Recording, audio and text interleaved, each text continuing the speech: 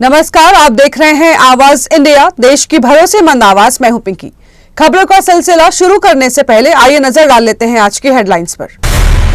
वैभव सूर्यवंशी को मिला राष्ट्रीय बाल पुरस्कार, राष्ट्रपति मुर्मू ने किया सम्मानित।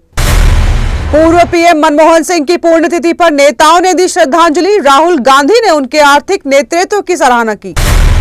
और लॉन्च के दौरान फटा चीन का रॉकेट, 8 कंबोडियाई सैनिकों की हुई मौत, सुरक्षा पर उठे सवाल। अब खबरें विस्तार से। वीर बाल दिवस के अवसर पर मुंबई के रावली कैंप स्थित गुरुद्वारा साहिब में हुए भव्य कीर्तन समागम का आयोजन किया गया। इस पावन अवसर पर महाराष्ट्र के मुख्यमंत्री देवेंद्र फडणवीस विशेष रूप से शामिल हुए।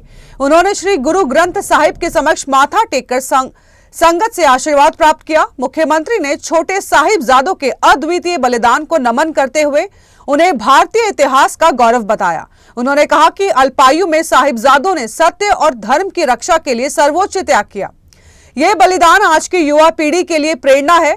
मुख्यमंत्री देवेंद्र फडणवीस ने गुरु गोविंद सिंह जी की शिक्षाओं को अन्याय के विरुद्ध संघर्ष का मार्गदर्शक बताया। उन्होंने समानता, भाईचारे और इंसानियत के संदेश को आज भी प्रासंगिक बताया। कीर्तन समागम में रागी जत्थों ने गुरु महिमा का गुणगान किया।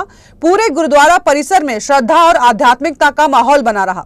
इस अवसर पर गुरुद्वारा प्रबंधक कमेटी और सिख संगत बड़ी संख्या में उपस्थित रही। विभिन्न सामाजिक संगठनों के प्रतिनिधियों ने भी कार्यक्रम में सहभागिता दिखाई। वीर बाल दिवस के अवसर पर प्रधानमंत्री नरेंद्र मोदी ने नई दिल्ली के भारत मंडपम में आयोजित कार्यक्रम को संबोधित किया। कार्यक्रम से पहले पीएम मोदी ने वीरता पुरस्कार से सम्मानित बच्चों को संवाद भी किया। अपने संबोधन में उन्होंने साहिबजादों के बलिदान को देश के इतिहास का गौरव बताया। पीएम ने कहा कि आज पूरा देश उन वीर साहिबजादों को याद कर रहा है जिन्होंने असाधारण साहस का परिचय दिया। उन्होंने कहा कि इतनी छोटी उम्र में साहिबजादों ने अत्याचार के सामने झुकने से इनकार कर दिया। उनका शौर्य भारत की आत्मा और मूल्यों का प्रतीक है। प्रधानमंत्री ने कहा कि वीर साहिबजादों को उस समय की सबसे बड़ी सत्ता से टकराना पड़ा था। यह संघर्ष केवल सत्ता का नहीं बल्कि सत्य और असत्य के बीच की लड़ाई थी। एक ओर गुरु गोविंद सिंह जी के आदर्श थे तो दूसरी ओर औरंगजेब की क्रूर हुकूमत। पीएम मोदी ने कहा कि इस दृढ़ता ने मजहबी कट्टरता और आतंक के वजूद को हिला दिया है। मुगल सत्ता का उद्देश्य लोगों का मनोबल तोड़ना था, लेकिन वो इसमें असफल रही। पीएम ने भरोसा जताया है कि जेनजी भारत को आगे ले जाएगी। बिहार के युवा क्रिकेटर वैभव सूर्यवंशी को प्रधानमंत्री राष्ट्रीय बाल पुरस्कार से नवाजा गया, जो 5 से 18 साल के बच्चों के लिए सर्वोच्च नागरिक सम्मान है। राष्ट्रपति द्रौपदी मुर्मू ने समारोह में उन्हें पुरस्कार प्रदान किया और इसके बाद वैभव ने प्रधानमंत्री नरेंद्र मोदी से भी मुलाकात की। इस मौके पर पीएम मोदी ने वैभव की क्रिकेट में उपलब्धियों की सराहना की। ये पुरस्कार बच्चों की वीरता, कला एवं संस्कृति, नवाचार, विज्ञान, सामाजिक सेवा और खेल जैसे विभिन्न क्षेत्रों में उत्कृष्टता के लिए दिया जाता है। वैभव को खेल श्रेणी में यह पुरस्कार मिला है। उनका नाम हाल ही में लिस्ट ए क्रिकेट में सबसे कम उम्र में शतक बनाने वाले बल्लेबाजों की सूची में शामिल हुआ था। युवा खिलाड़ी की इस सफलता ने उन्हें भारत की अंडर 19 टीम में शामिल होने और आगामी अंडर 19 विश्व कप के लिए तैयार होने के अवसर भी दिलाए हैं। आपको बता दें कि वैभव ने हाल ही में विजय हजारे ट्रॉफी में केवल 84 गेंदों में 190 रन की विस्फोटक पारी खेलकर क्रिकेट जगत का ध्यान अपनी ओर खींचा है। इसमें उन्होंने 15 छक्के लगाए और सिर्फ 36 गेंदों में अपना शतक पूरा किया। इससे पहले वो अंडर 19 एशिया कप में भारत की टीम का हिस्सा रहे थे। वैभव का ये प्रदर्शन उनके हुनर और क्षमता का प्रतीक है, जो उन्हें राष्ट्रीय स्तर पर पहचान दिलाता है। उनके खेल और लगन ने उन्हें युवा खिलाड़ियों में से एक मिसाल बना दिया है। पूर्व प्रधानमंत्री मनमोहन सिंह की आज पहली पुण्यतिथि है। इस मौके पर राहुल गांधी, प्रियंका गांधी वाड्रा, कांग्रेस अध्यक्ष मल्लिकार्जुन खड़गे और असम के मुख्यमंत्री हेमंत बिस्वा शर्मा ने उन्हें श्रद्धांजलि अर्पित की। कांग्रेस नेताओं ने कहा है कि उनकी विनम्रता, ईमानदारी और दूरदर्शिता आने वाली पीढ़ियों के लिए प्रेरणा बनेगी। उन्होंने भारत को आर्थिक रूप से सशक्त बनाने में अहम योगदान दिया है। उनके साहसिक निर्णयों ने देश को विश्व मंच पर नई पहचान दिलाई है। उनकी सार्वजनिक सेवा और कल्याणकारी दृष्टिकोण आज भी याद किए जाते हैं। कांग्रेस अध्यक्ष मल्लिकार्जुन खड़गे ने उन्हें परिवर्तनकारी नेता बताया। उन्होंने कहा कि मनमोहन सिंह ने देश की आर्थिक नीतियों को नया रूप दिया है और लाखों लोगों को गरीबी से बाहर निकाला है। खड़गे ने लिखा कि उनकी विनम्रता, बुद्धिमत्ता और गरिमा के साथ नेतृत्व ने समावेशी विकास सुनिश्चित किया है। राहुल गांधी ने कहा है कि उनके ऐतिहासिक प्रयास और साहसिक निर्णय देश के वंचितों और गरीबों के लिए प्रेरणादायक हैं। प्रियंका गांधी वाड्रा ने मनमोहन सिंह को समानता के प्रबल समर्थक और राष्ट्र के लिए समर्पित बताया। उन्होंने कहा कि उनकी सादगी, ईमानदारी और देशभक्ति हम सभी के लिए प्रेरणा है। वहीं असम के मुख्यमंत्री हेमंत बिस्वा शर्मा ने भी उन्हें श्रद्धांजलि दी और कहा कि राष्ट्र हमेशा उनके योगदान को याद रखेगा। कंबोडिया थाईलैंड सीमा पर चल रहे संघर्ष के दौरान चीन निर्मित रॉकेट एक बार फिर फेल हो गया है। लाइव लॉन्च के दौरान MLRS टाइप 90B रॉकेट फट गया, जिसमें 8 कंबोडियाई सैनिकों की मौत हो गई है। घटना का वीडियो सोशल मीडिया पर वायरल हो गया है और इससे चीनी हथियारों की विश्वसनीयता पर गंभीर सवाल उठाए हुए हैं। बॉर्डर पर हुए विस्फोट ने वहां की सेना और जनता के बीच चिंता बढ़ा दी है। विशेषज्ञों का कहना है कि यह घटना दक्षिण पूर्व एशिया में हथियारों की सुरक्षा और विश्वसनीयता की चुनौती पेश करती है। बताया जा रहा है कि चीनी रॉकेट लॉन्च के दौरान ही विस्फोटक हुआ और पूरी तरह ट्रक क्रू आग की लपटों में घिर गया। इस घटना ने कंबोडिया का चीन पर भरोसा तोड़ दिया है। दिसंबर 2025 में कंबोडियाई सेना द्वारा इस्तेमाल किए गए टाइप 90B रॉकेट में कई बार तकनीकी विफलता की रिपोर्ट आई थी। इस लाइव घटना को देखते हुए यह साबित होता है कि हथियारों की गुणवत्ता और सुरक्षा पर गंभीर ध्यान देने की आवश्यकता है।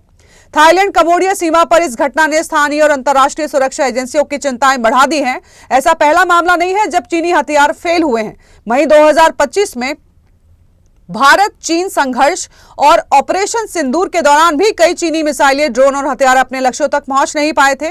अब थाईलैंड कंबोडिया संघर्ष के दौरान हुई यह घटना चीन के हथियारों की विश्वसनीयता पर प्रश्न चिन्ह लगा रही है। विशेषज्ञों का कहना है कि तकनीकी कमजोरियों के कारण भविष्य में ऐसे हथियारों के इस्तेमाल में गंभीर जोखिम रहेगा। वक्त हो चला है एक छोटे से ब्रेक का।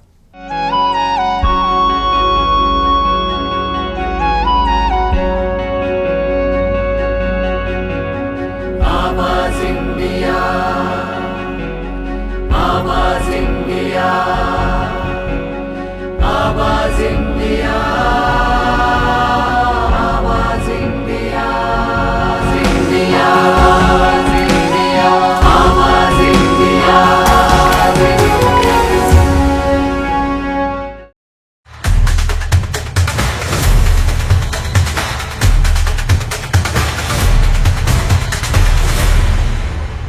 ब्रेक के बाद आप सभी का स्वागत है। बढ़ते हैं अगली खबर की ओर। बंड विकास मेले के अंतिम दिन शुक्रवार को मुख्यमंत्री पुष्कर सिंह धामी ने प्रतिभाग किया और स्थानीय उत्पाद और मंगल गीतों को बढ़ावा देने का आह्वान किया।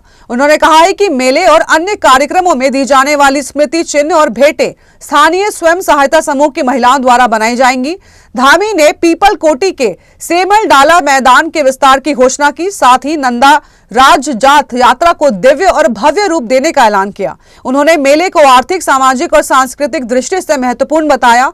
कहा कि किसानों, कारीगरों और हस्तशिल्पियों को अपने उत्पादन प्रदर्शित करने का बेहतर मंच प्रदान करता है। धामी ने लोगों से अधिक संख्या में सहभागिता का आह्वान किया है। मुख्यमंत्री ने बताया है कि मेले से पर्यटन और उद्यमिता को बढ़ावा मिलेगा और रोजगार के अवसर सृजित होंगे। मेले में रिंगाल और अन्य स्थानीय उत्पादों की विशेषता दिखाई देती है। राज्य में जन जन की सरकार, जन जन के द्वार योजना के माध्यम से दूरस्थ क्षेत्रों में न्याय पंचायतों की समस्याओं का समाधान भी किया जा रहा है। धामी ने बताया कि राज्य की रजत जयंती के अवसर पर प्रधानमंत्री मोदी ने एक जिला एक मेला की पहल की थी। इस पहल से विभिन्न क्षेत्रों के पारंपरिक मेले राष्ट्रीय और अंतर्राष्ट्रीय स्तर पर पहचान हासिल करेंगे। ओडिशा के कंधमाल जिले में सुरक्षा बलों को माओवाद के खिलाफ बड़ी सफलता मिली है। मुठभेड़ में 6 माओवादी मारे गए हैं, जिसके बाद राज्य की राजनीति में भी प्रतिक्रिया देखने को मिली है। बीजू जनता दल के अध्यक्ष और पूर्व मुख्यमंत्री नवीन पटनायक ने इस कार्रवाई की सराहना की। उन्होंने कहा कि यह सफलता वामपंथी उग्रवाद के खिलाफ राज्य के निरंतर और ठोस प्रयासों का नतीजा है। पटनायक ने सुरक्षा बलों की भूमिका की प्रशंसा करते हुए इसे आंतरिक सुरक्षा के मोर्चों पर अहम उपलब्धि बताया। कहा कि ओडिशा लंबे समय से नक्सल समस्या से जूझता रहा है। ऐसे में यह कार्रवाई राज्य के लिए राहत भरी खबर है। पटनायक ने इसे शांति की दिशा में बड़ा कदम करार दिया। नवीन पटनायक ने यहां तक कहा है कि अगर इस तरीके की सोशल मीडिया प्लेटफॉर्म्स पर इस तरीके की प्रतिक्रियाएं देते हुए लिखा कि वामपंथी उग्रवाद देश के लिए चुनौती रहा है। पूर्व मुख्यमंत्री ने कहा कि सामाजिक आर्थिक विकास, सड़क कनेक्टिविटी और गरीब समर्थक नीतियों से माओवादी गतिविधियों में लगातार गिरावट आई है। सभ्य समाज में हिंसा की कोई जगह नहीं है। वहीं इस मुठभेड़ में मारा गया गणेश उइके माओवादी संगठन का बड़ा नेता था, जिस पर 1.1 करोड़ रुपए का इनाम घोषित था। सुरक्षा एजेंसियों के अनुसार यह कार्रवाई माओवादी नेटवर्क को बड़ा झटका है। राज्य में शांति और विकास को लेकर सरकार की नीति एक बार फिर चर्चा में है। हैदराबाद के नलकुंटा इलाके में सामने आई है एक घटना, उसने इंसानियत को झकझोर कर रख दिया है। घरेलू विवाद ने यहां ऐसा भयावह रूप ले लिया जिसने एक परिवार को तबाह कर दिया। आरोप है कि एक व्यक्ति ने अपनी पत्नी पर पेट्रोल डालकर आग लगा दी। यह वारदात उस वक्त हुई जब घर में बच्चे मौजूद थे। शुरुआती जानकारी के अनुसार मामला लंबे समय से चले आ रहे शक और तनाव से जुड़ा है। पड़ोसियों ने घटना के बाद सूचना पुलिस को दी। पूरे इलाके में इस घटना के बाद दहशत का माहौल है। पुलिस के मुताबिक आरोपी पति वेंकटेश को अपनी पत्नी त्रिवेणी पर संदेह था। इसी बात को लेकर दोनों के बीच अक्सर झगड़े होते रहते थे। घटना के दिन विवाद अचानक हिंसा में बदल गया। जब त्रिवेणी आग की चपेट में आई तो उनकी बेटी उन्हें बचाने के लिए आगे बढ़ी। आरोप है कि आरोपी ने बेटी को भी धक्का दे दिया और जिससे वो झुलस गई। इस घटना में त्रिवेणी की मौके पर ही मौत हो गई है। घायल बेटी को इलाज के लिए अस्पताल में भर्ती कराया गया है। घटना को अंजाम देने के लिए आरोपी मौके से फरार हो गया है। पुलिस ने मामला दर्ज कर उसकी तलाश शुरू कर दी है। शुरुआती जांच में सामने आया है कि दंपति का प्रेम विवाह हुआ था। शादी के बाद आरोपी का व्यवहार बदलता गया और वो पत्नी को मानसिक रूप से प्रताड़ित करने लगा। कुछ समय पहले पीड़िता मायके भी चली गई थी। पुलिस घरेलू हिंसा और हत्या के एंगल से जांच कर रही है। अधिकारियों का कहना है कि पुलिस को जल्द आरोपी की गिरफ्तारी मिलेगी। अभिनेता मनोज जोशी ने बांग्लादेश में हिंदुओं पर हो रहे अत्याचार और हिंसा को लेकर चिंता जताई है। उन्होंने कहा कि गाजा या फिलिस्तीन में कुछ भी हो तो सब लोग आगे आते हैं, लेकिन जब बांग्लादेश में किसी हिंदू की हत्या होती है तब कोई भी आवाज नहीं उठाता। मनोज ने इस स्थिति को बेहद दुखद और कहा कि समय इसका जवाब देगा। उनका यह बयान भारत में बांग्लादेश में हिंदुओं पर हो रहे अत्याचार के विरोध में प्रदर्शन के बीच आया है। देश के अलग अलग हिस्सों में लोग विरोध कर रहे हैं, लेकिन मनोज का कहना है कि यह मुद्दा पूरी दुनिया के सामने आना चाहिए। उन्होंने अपनी नाराजगी जाहिर करते हुए दूसरों से भी संवेदनशील रहने की अपील की है। अभिनेता ने जोर देकर कहा है कि आवाज उठाना ही बदलाव की शुरुआत है। आपको बता दें कि बांग्लादेश में हालात लगातार तनावपूर्ण बने हुए हैं और हिंदुओं पर हिंसा बढ़ती जा रही है। हाल ही में यमन सिंह के कपड़ा कारखाने में मजदूर दीपू चंद्र दास भी भीड़ में निर्मम हत्या की गई थी, जिससे माहौल और बिगड़ गया था। इसके बाद वहां लगातार मारपीट और अत्याचार की घटनाएं हो रही हैं। अभिनेता ने उम्मीद जताई है कि समय के साथ न्याय मिलेगा और लोगों की आवाज इस हिंसा के खिलाफ काम आएगी। उनका यह बयान लोगों को जागरूक करने और सहानुभूति पैदा करने वाला माना जा रहा है। तो देश और दुनिया की बड़ी खबरों में फिलहाल के लिए इतना ही। जुड़े रहिए आवाज इंडिया के साथ, जल्द होगी मुलाकात। तब तक के लिए नमस्कार।